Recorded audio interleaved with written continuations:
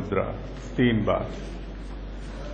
ओम भूर्भुवः स्वाहा तत्सवितुर्वरेण्यं भर्गो देवस्य धीमहि धियो यो नः प्रचोदयात्। ओम भूर्भुवः स्वाहा तत्सवितुर्वरेण्यं भर्गो देवस्य धीमहि धियो यो नः प्रचोदयात्। ओम भूर्भुवः स्वाहा तत्सवितुर्वरेण्यं भर्गो देवस्य धीमहि धियो यो नः प्रचोदयात्। फोकस और कंसंट्रेशन अंग्रेजी के शब्द हैं। हमारी भारतीय परंपराओं में इनके लिए शब्द अलग हैं जिनकी चर्चा हम करेंगे, लेकिन सामान्यतः फोकस और कंसंट्रेशन शब्द का प्रयोग करते ही मनुष्य को समझ में आ जाता है कि विषय और विषय की विषय वस्तु क्या है।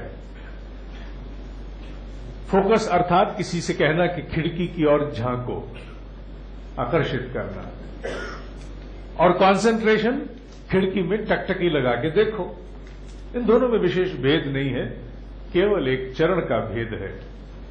फोकस आरंभिक चरण है और तदोपरांत कंसंट्रेशन की बात होती है। अब चूंकि कंसंट्रेशन शब्द बहुत पुराना हो चुका है और आजकल फोकस पर ज्यादा बल दिया जाता है, अतः इसीलिए इसका नाम हमने फोकस रखा। जैसा कि हमारी परंपरा है, ये कक्षा विशुद्ध रूप से प्राचीन भारतीय मनीषा एंशिएंट इंडियन विजडम के आधार से समूचे ज्ञान को निश्रित करके प्रस्तुत करती है। उसी प्रकार हम लोग इस विषय पर प्राचीन भारतीय Manisha the yogic understanding about focus and concentration उस पर चर्चा करेंगे। भय के विषय पर बहुत कुछ हमारे यहां इसलिए नहीं कहा गया क्योंकि भय हमारे यहां उपनिषद और वैदिक काल में कोई बहुत बड़ा कारक माना नहीं गया था, क्योंकि निर्भीकता उसका आधार है। भारतीय अध्यात्म का आधार निर्भीकता है, लेकिन फोकस यानी कंसंट्रेशन पर बहुत कुछ हमारे यहां प्राचीन भारतीय मनीषा में कहा गया है।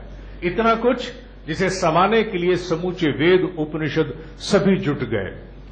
नचिकेता के विषय में आप सबने कई बार इस कक्षा में और अन्यथा भी सुना होगा। नचिकेता एक कठोर उपनिषद का पात्र है जिसका यम के साथ अर्थात मृत्यु के देवता के साथ संवाद होता है। नचिकेता न चिकेता, चिकेता माने जिसका मन एक समय पर 1000 स्थान पर हो, ये करूं कि नहीं करूं, अच्छा इसको छोड़ो, वो कर लेते हैं।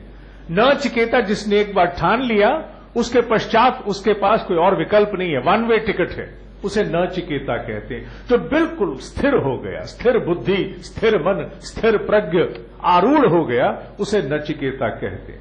यम कहते हैं अनुशासन के देवता को। यमराज माने जो अनुशासन का देवता है, द रूल ऑफ लॉ। हालांकि यम की परिकल्पना हम लोग मृत्यु के देवता के रूप में बड़ी विभत्स देखते हैं, लेकिन ऐसा है नहीं। तो अनुशासन के देवता के साथ नचिकेता का संवाद है इस उपनिषद में। इस उपनिषद का भी आपको पाठ आने वाली कुछ कक्षाओं में संबंधित कराया जाएगा। उसमें यम नचिकेता को एकाग्रता कॉन्सेंट्रेशन पर कहते हुए एक श्लोक बोलते हैं जिसका सार, जिसका मर्म एक ही है कि नचिकेता, अगर तुमने एकाग्रता को साध लिया तो साधने योग्य और कुछ बचेगा नहीं। लेकिन एक बात जान लेना, ये बड़ी कठिनाई से सधती है और बड़ी सहजता से बिसर जाती है।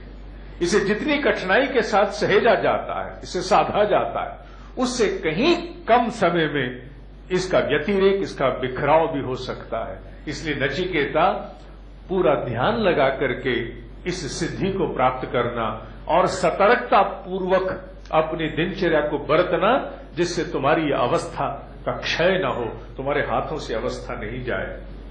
कंसंट्रेशन के विषय में हमारे यहां योगियों ने जो मत रखा है, क्योंकि ये 3 लेक्चर की सीरीज है, अतः आज केवल एक परिचयात्मक दृष्टि पर हम लोग चर्चा करेंगे, रियल इन इंट्रोडक्टरी पार्ट। इसके बाद इसके ऊपर आने वाली युक्तियां, जो मेरा अध्ययन इस विषय में और पुष्ट हुआ है, लगता है कि इस 3 की जगह यहां कहीं हमें 4 न करना पड़े, 5 न करना पड़े, 6 न करना पड़ जाए, क्योंकि जितना ज्ञान समेटने का प्रयास किया जा रहा है वो 3 कक्षाओं में संभव नहीं दिखता, क्योंकि भारतीय अध्यात्म on the subject of concentration has got elaborate enormity of information and techniques इतनी है कि जिसकी सीमा नहीं है।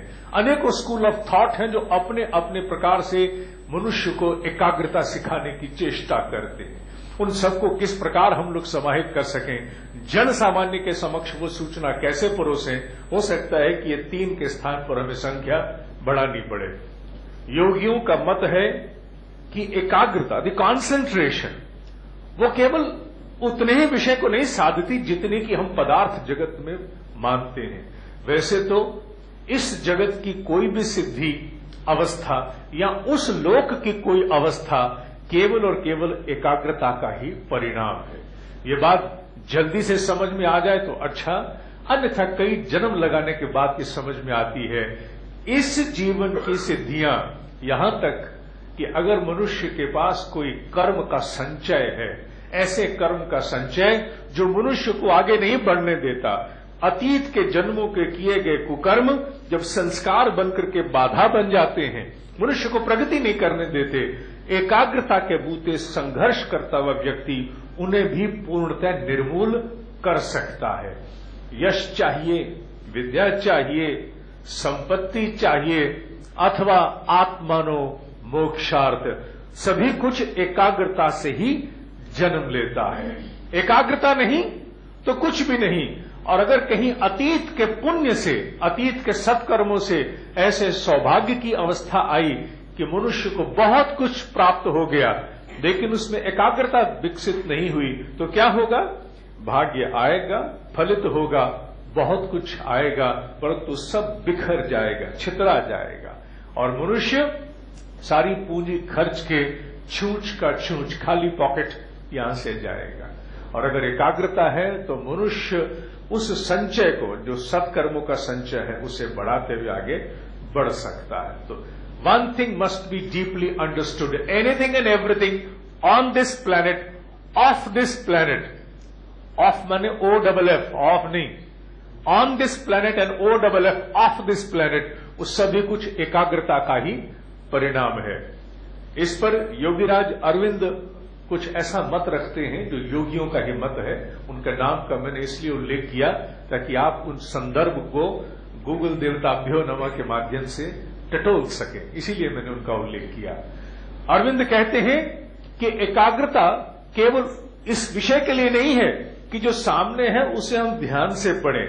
योगियों के मतानुसार एकाग्रता का विषय बहुत गहरा है। जिस व्यक्ति को एकाग्रता आ जाती है वो अपने समक्ष किसी भी विषय, व्यक्ति, परिस्थिति एवं वस्तु के वो सारी जानकारियां प्राप्त कर सकता है जो उसके समक्ष प्रस्तुत नहीं है। ये बात समझने की है। हम कंसंट्रेशन को केवल इतना समझते हैं, ध्यान से पढ़, ध्यान से सुन, ध्यान से गाड़ी चला, ध्यान से देख, इत्यादि इत्यादि। लेकिन योगी कहते हैं कि यहां तक नहीं है।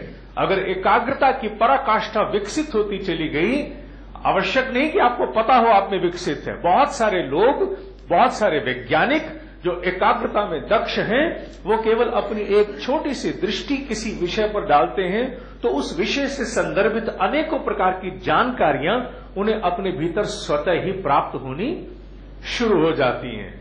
इसका अर्थ क्या हुआ कि आंखों से दिखने वाली समूची सूचनाएं मनुष्य के सामने एक सीमा में प्रस्तुत होती हैं। कोई व्यक्ति देखने में कैसा है, आंखें जांच सकती हैं।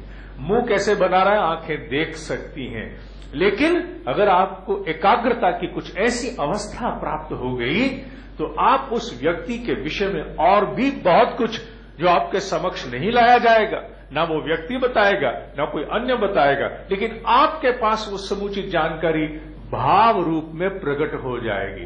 व्यक्ति ही नहीं, परिस्थितियां भी, परिस्थितियां ही नहीं, अनेकों विषय भी, विषय नहीं, यहां तक कि वस्तु के विषय में भी, इवन ऑब्जेक्ट, एनिमेट और इनएनिमेट, सभी कुछ के विषय में एकाग्रता के द्वारा 360 डिग्री पैनोरामिक व्यू प्राप्त हो सकता है, जो इन इंद्रियों के बस का नहीं है।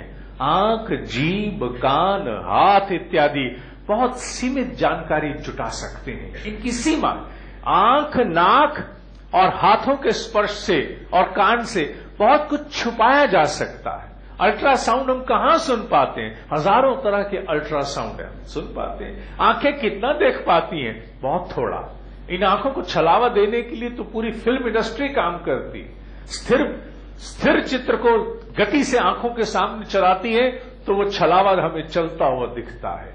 तो इन सभी इंद्रियों की सीमा बहुत कम है। जैसे कल कोई चर्चा हुई थी, माइक्रो ऑर्गेनिजम्स की चर्चा हुई थी कि अगर माइक्रो ऑर्गेनिज्म इस कमरे में इतने हैं तो इसका तात्पर्य यह है कि हर घड़ी हम लोग अरबों माइक्रो ऑर्गेनिजम्स के बीच में से होकर के हर घड़ी जाते और आते हैं।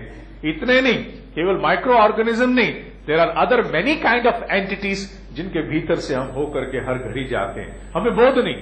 तो आंखों को कितना ज्ञान है, कानों को कितना बोध है, हाथों के पास कितना स्पर्श है, बड़ी सीमा है। लेकिन एकाग्रता विकसित होने के पश्चात मनुष्य इन बाहरी उपकरणों तक सीमित और आधारित नहीं होता। इसके अतिरिक्त भी बहुत कुछ स्वतः ही प्राप्त होना शुरू हो जाता है। यह अरविंद का मत है। इस पर स्वामी सत्येंद्र सरस्वती, जिन्हें 28 या 29 साल की आयु में कुंडलिनी जागरण हो गया था और वो 88 वर्ष की आयु में कुछ वर्ष पूर्व, संभवतः 2008 या 9 में उनका महाप्रयाण हुआ। परम सिद्ध वो व्यक्ति थे, महासिद्ध थे। उनका कहना है कि मनुष्य के समक्ष जितना भी सत्य आता है, whether about people, whether about anything, जो कुछ भी हम जानते हैं, वैसे ही आजकल बहुत ज्यादा उछल रहा है किसी केस के सिलसिले में गिरफ्तार होना, जमानत होना इत्यादि ना होना इत्यादि इत्यादि। तो मनुष्य कई बार कई परिस्थितियों से जुड़ जाता है, सूचनाओं से जुड़ जाता है। तो मनुष्य के पास जितनी भी सूचना आती है उनके अनुसार this all information is relative, क्योंकि टाइम और स्पेस की छलनी में से वो सूचना छन करके आती है।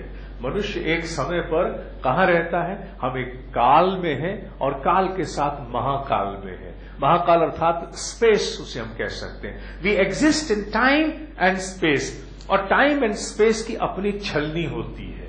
उस छलनी से छन करके